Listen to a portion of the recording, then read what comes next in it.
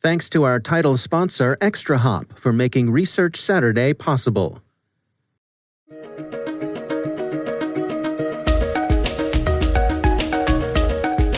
Hello, everyone, and welcome to the CyberWire's Research Saturday. I'm Dave Bittner, and this is our weekly conversation with researchers and analysts tracking down threats and vulnerabilities, solving some of the hard problems of protecting ourselves in a rapidly evolving cyberspace.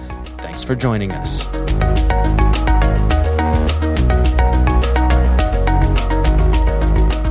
So we had been following some of the open source reporting about this particular influence campaign ever since FireEye came out with it in 2020. That's Matt Stafford. He's a senior threat intelligence researcher at Prevailion. The research we're discussing today is titled Diving Deep into UNC1151's Infrastructure, Ghostwriter, and Beyond.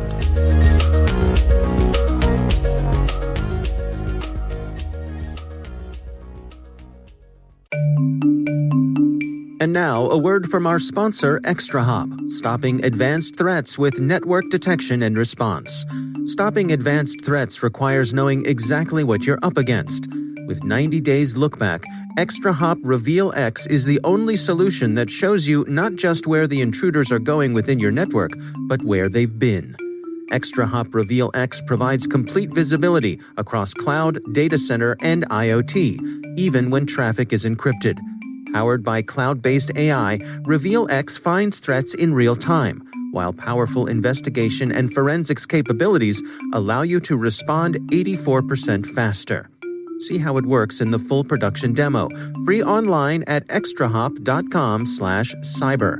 That's extrahop.com/cyber. And we thank ExtraHop for sponsoring Research Saturday.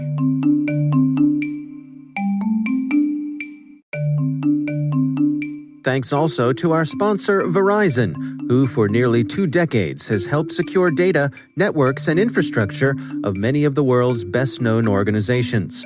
Their annual Data Breach Investigations Report is considered the gold standard of cybercrime research, and Verizon's leadership in network, wireless, and IoT connectivity makes it uniquely capable of protecting the ever-expanding attack surface.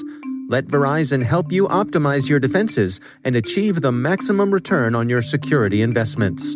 Learn more at verizonenterprise.com/products/security.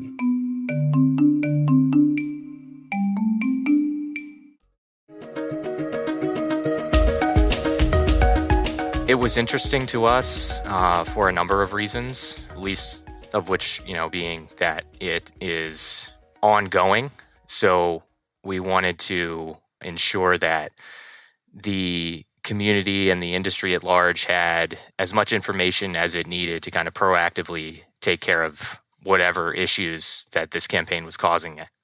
Can you give us some of the background on the players here? I mean, we're sort of highlighting UNC1151, and also, I suppose, Ghostwriter is, hitch their wagon to that name, or is a subset? How would you describe it? Sure. Ghostwriter is a large, broad influence campaign that started years ago. It's been years in the running. Some of the reporting suggests it goes back to 2014, 2015, but FireEye released their report in 2020 saying it went back to 2017. And then in 2021, they released another report actually attributing parts of Ghostwriter, the influence campaign, to a certain threat actor, UNC1151. They, along with some other vendors in the industry, released some indicators of compromise, which really was a list of domains and infrastructure that UNC1151 had used for parts of the Ghostwriter campaign. That is where we started pulling on the threads with our, unique visibility into web-based infrastructure to kind of illuminate more of the Ghostwriter infrastructure. Well, let's walk through that together. I mean, first of all, can you describe to us how do you go about doing the things you do? Where do you get the unique views into this that you do as a company? Sure. So Prevailion sits on a proprietary data set that uses domain registration, passive DNS zone data, and infrastructure data sets as input. And then we have kind of a bespoke data analysis pipeline that correlates all of that with several different threat exchange feeds.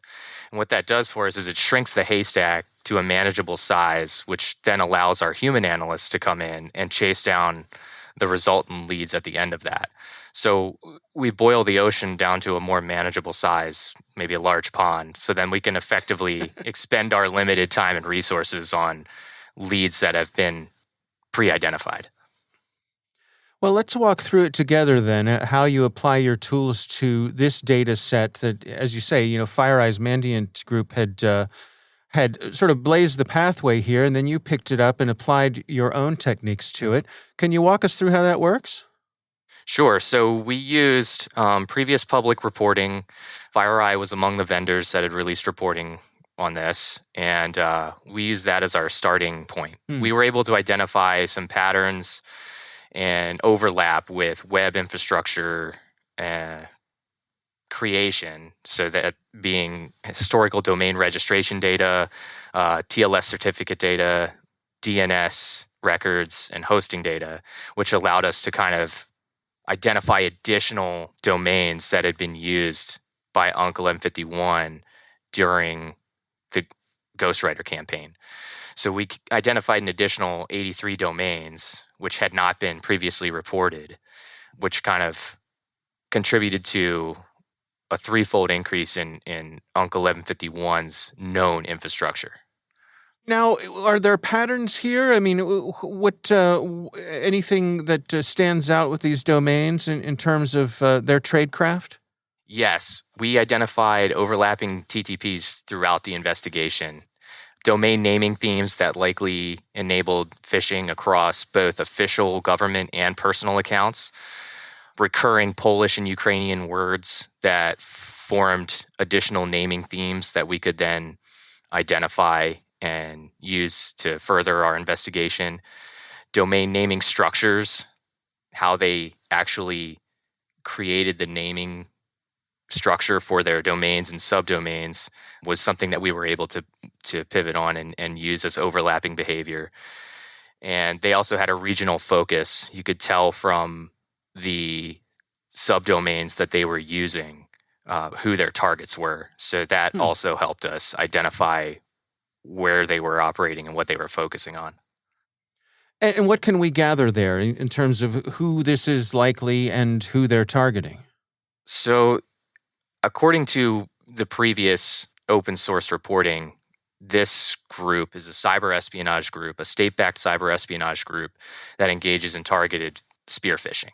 So they're not blasting out huge amounts of phishing emails. They are picking their targets carefully, which overlaps with the domain naming themes we've seen. They will create kind of a generic, legitimate sounding root domain, such as net-account.online, and then they will include a prefix to that for a subdomain that will allow them to target specific audiences. So we've seen prefixes to those, we've seen subdomains to those root domains for regional email providers, such as UKRNet or GMX, which are Eastern European, Ukrainian email providers. And we've seen all that all the way to official Polish and Ukrainian military and government accounts. Now, some of the results that you gathered here, you assessed with high confidence and some with moderate confidence. What goes into you determining the amount of confidence that you have in a conclusion here? So, because Prevailion is focused on web infrastructure, we can't see anything that occurred on the endpoint, and we don't have any visibility into the web servers of the threat actor or the victim. So all we can see is historical hosting data, historical DNS data. So that is one part of why we have to assess things with moderate confidence. The other part of it is sometimes the personas that the threat actor used or the age of the evidence we're looking at will prevent us from assessing something with high confidence. There's just too much time has passed, or there isn't enough overlapping infrastructure or facts to support a assessment of high confidence. So what are the conclusions here? I mean, based on the research that you all did, what did you learn? I think the biggest takeaway was that this activity is ongoing. I mean, we have domain registrations as current as this month, September of 2021. So despite the fact that the security community continues to track this, both within private industry as well as various governments, it has not caused an observable slowdown in this actor's operations. The weekend after we published this blog post, the German government attributed publicly phishing attempts on members of German parliament to this threat actor. And as recently as this week, there have been additional threat intelligence reports from other vendors that this campaign is still ongoing. It's interesting to me the sort of community effort that's going on here. I mean, as you mentioned, you built off of some open source information from other organizations, information coming from various places around the world. Why is it important for you at Prevailion to take a part in this, to publish your own information here, to build on what's already been gathered? I think the most important reason to keep working at this problem as a community is because this activity is very hard to defend against. It's hard to get counter messaging out there, especially in the case of tainted leaks where there's a tree of disinformation in a forest of fact. It makes it really difficult to identify and counteract some of these damaging narratives. When you have a threat actor that has such a enhanced ability to identify and take advantage of sociocultural fissures in the target environment, it becomes incumbent on everybody in the industry with visibility to shine a light on this activity. You mentioned that these folks, the Ghostwriter campaign is primarily spear phishing. And so, as you mentioned, targeted. Is it likely that the folks that they are after are aware that they are at a heightened risk of being targeted for something like this? I guess what I'm asking is, this isn't a broad campaign where, standard sorts of suggestions for, endpoint protection, those sorts of things would necessarily fit the bill.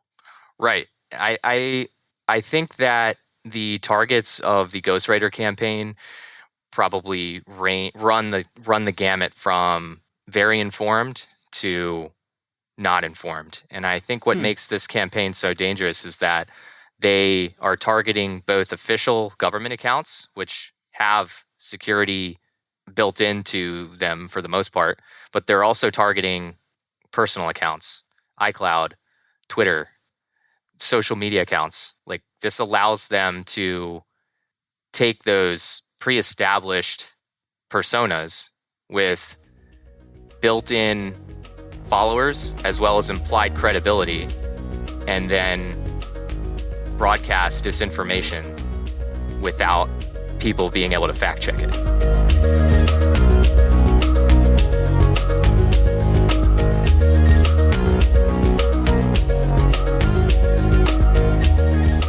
Our thanks to Matt Stafford from Prevailion for joining us. The research is titled Diving Deep into UNC1151's Infrastructure, Ghostwriter and Beyond. We'll have a link in the show notes. Thanks to our title sponsor, ExtraHop, stopping advanced threats with network detection and response. Our thanks to Verizon for sponsoring our show. You can learn more at verizonenterprise.com/products/security. The CyberWire Research Saturday is proudly produced in Maryland out of the startup studios of Data Tribe, where they're co-building the next generation of cybersecurity teams and technologies. Our amazing CyberWire team is Elliot Peltzman, Trey Hester, Brandon Karp, Puru Prakash, Justin Sabi, Tim Nodar, Joe Kerrigan, Carol Terrio, Ben Yellen, Nick Valecki, Gina Johnson, Bennett Moe, Chris Russell, John Petrick, Jennifer Eiben, Rick Howard, Peter Kilpie, and I'm Dave Bittner. Thanks for listening. We'll see you back here next week.